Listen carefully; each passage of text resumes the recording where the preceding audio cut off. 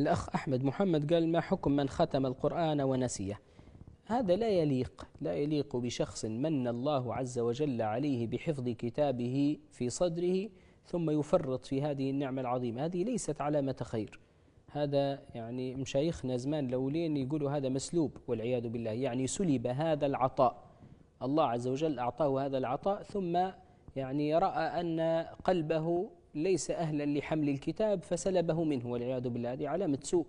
لكن مش بنقوله هي حرام وكذا، لأن الآيات اللي وردت كذلك: أتتك آياتنا فنسيتها وكذلك اليوم تنسى. نسيتها يعني تركت العمل بها، يعني لم تعمل بها، لأن العمل بالقرآن هو المقصد من إنزاله.